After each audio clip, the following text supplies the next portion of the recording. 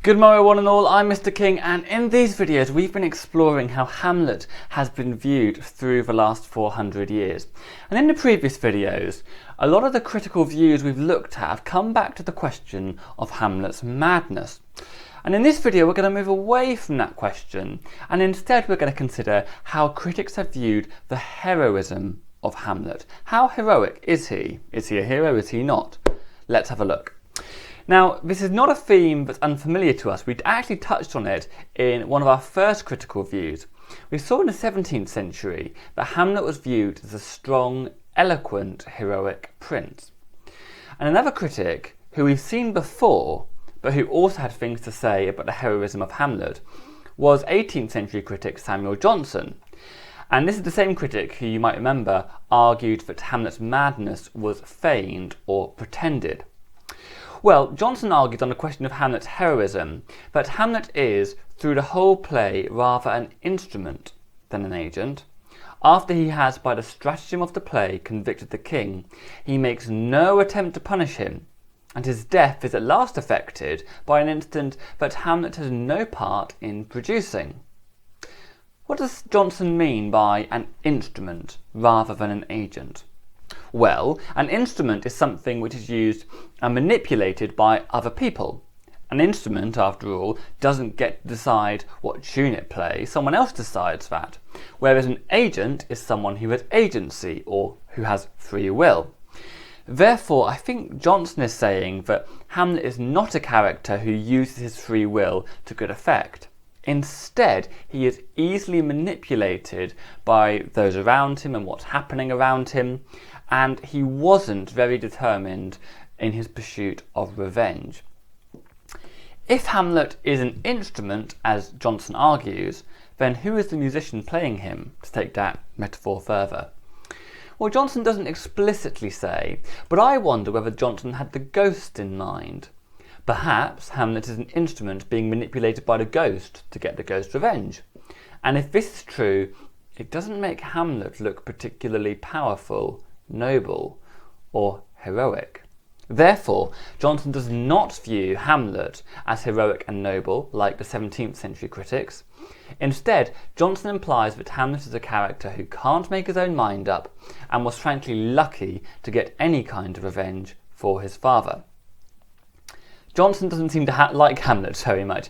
Not only did he argue, and we saw this in the previous video, that Hamlet was feigning madness and that he's an instrument rather than an agent, he concludes by saying the gratification which would arise from the destruction of a usurper and a murderer, so any kind of joy or any sort of satisfaction that you might get from the fact that Claudius is ultimately overthrown, all of that is abated or undone by the untimely death of Ophelia, the young, the beautiful, the harmless and the pious.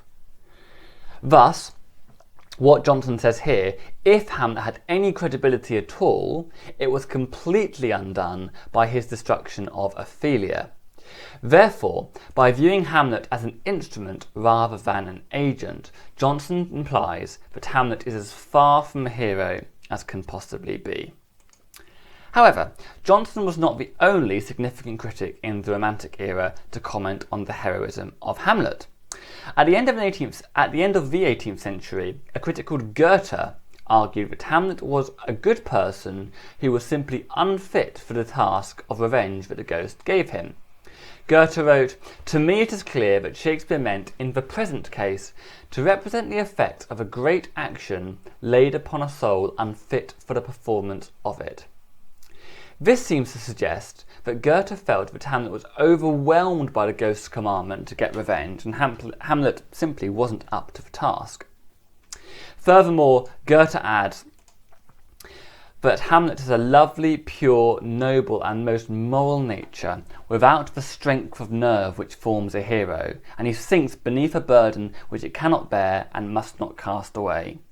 All duties are holy for him. The present is too hard. Thus it seems that, like Johnson, Goethe also thinks that Hamlet fails to do what he set out to do, and he doesn't have much agency. However, taking that further, although Goethe doesn't explicitly use these words, to me, Goethe's description of Hamlet sounds a lot like Aristotle's definition of a tragic hero. You might be familiar with the concept of a tragic hero. Perhaps the word tragic hero makes you think of someone like Romeo from Romeo and Juliet. Does Hamlet remind you of Romeo in any way? Admittedly, both are quite annoying characters at times, but do they have anything else in common which makes them a tragic hero? Well, Aristotle defined a tragic hero as a person who must evoke a sense of pity and fear in the audience. He is considered a man of misfortune that comes to him through some error of judgment. So let's think about that. Let's think whether this definition by Aristotle adequately describes what's going on with Hamlet. I mean, it does sound quite similar to what Goethe is arguing. After all, Aristotle's phrase, a man of misfortune, sounds very similar to Goethe's phrase, he sinks beneath a burden which he cannot bear. So let's break this definition down by Aristotle. So, firstly, a tragic hero is someone who has a sense, or who creates a sense of pity and fear in the audience. This is catharsis. Well, we might feel pity and fear for Hamlet because of the suffering he goes through, or, to use Goethe's words, because he sinks beneath a burden which he cannot bear and must not cast away. Furthermore, a tragic hero, according to Aristotle, is a man of misfortune. And clearly, misfortune does follow Hamlet, from the beginning of the play when we see him grieving for his father, until the end of the play when he is murdered and follows his mother and lover to the grave. Finally, Aristotle thinks that tragic heroes make errors of judgment, or to use the Greek word for it, hamartia. Hamlet could arguably have made 2 errors of judgment, or have 2 hamartias. On the one hand, you could view his constant contemplation, brooding and procrastination as his hamartia, because this causes him to delay, and that ultimately results in his destruction.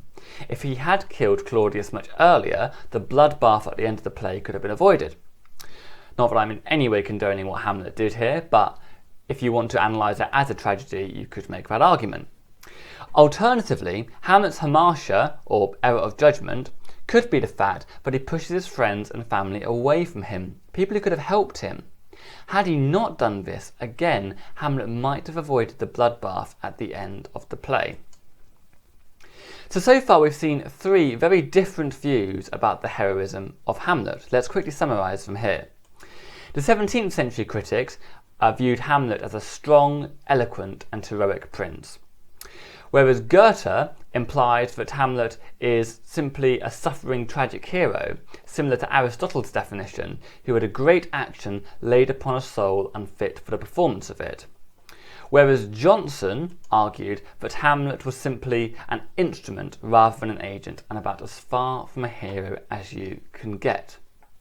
Of these 3 views, which do you most prefer, and what evidence from the text can you find to support or contradict each of these views? Now, before I end this particular video, no critical history of Hamlet would be complete without pausing to consider one of the most influential and some of the strangest views of Hamlet, and these are the views of Sigmund Freud. Freud wrote at the start of the 20th century and was the founder of psychoanalysis. Freud was particularly interested in people's subconscious desires, the unseen motivations behind people's actions. And in Hamlet's case, Freud had a really interesting idea about what caused Hamlet's behaviour throughout the play. And Freud wrote that Hamlet is rooted in the same soil as Oedipus Rex. If you aren't familiar with the ancient tale of Oedipus Rex, here is a quick cliff notes for you. When Oedipus was born, an oracle predicted that Oedipus would one day kill his own father. Oedipus was then abandoned by his family to prevent that prophecy from coming true. Now, later on in life, Oedipus meets his own father. Neither one recognise one another, and they have an argument. And because Oedipus is quite a hot-headed man and quite a proud man, he kills his father, inadvertently fulfilling the prophecy. Now, later on in the story, Oedipus meets his biological mother. Again, like when he met his father, they didn't know that they were related, they didn't recognise each other. And unaware that they are related, Oedipus marries his biological mother. And the rest of the tale describes how Oedipus comes to learn of the truth that he has murdered his father and married his mother. Now, Freud argued that on a subconscious level, we all have what he calls an Oedipus complex. Freud argues that all people lust after the parent of the opposite sex. So all boys lust after their mothers. And furthermore, on a subconscious level, all people are subconsciously jealous of their same-sex parent. So all boys are jealous of their fathers. And this is the Oedipus complex. I'll give you just a moment to absorb that view, because I've been teaching Freud for years and it still strikes me as bizarre. Now back to Hamlet.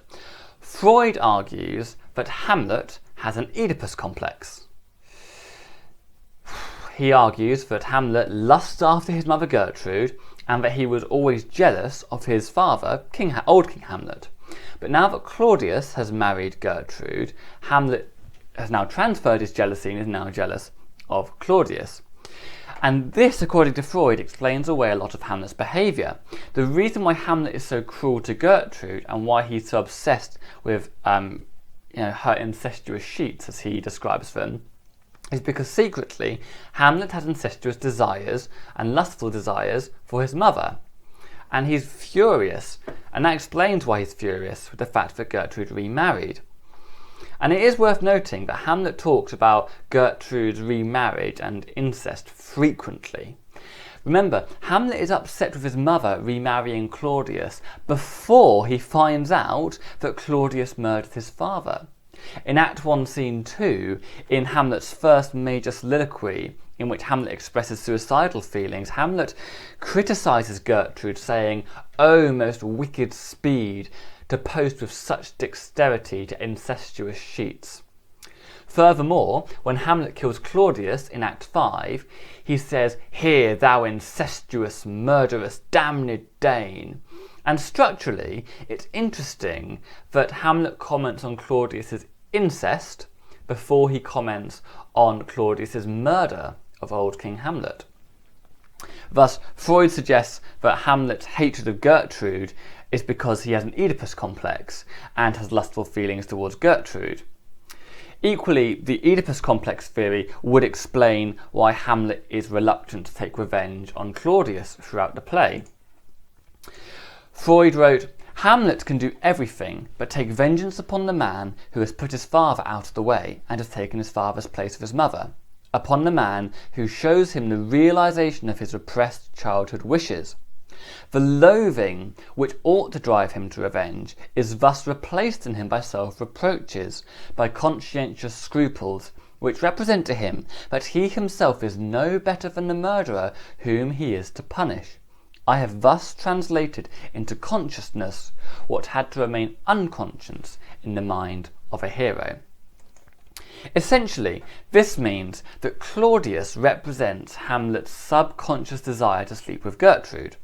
Therefore, Hamlet finds it difficult to kill Claudius because on a subconscious level, they both have something really important in common. Therefore, for Hamlet to kill Claudius, it would be a bit like Hamlet killing a part of himself, because they have this thing in common. This causes a deep internal conflict, which is the root cause of Hamlet's procrastination in getting revenge on Claudius.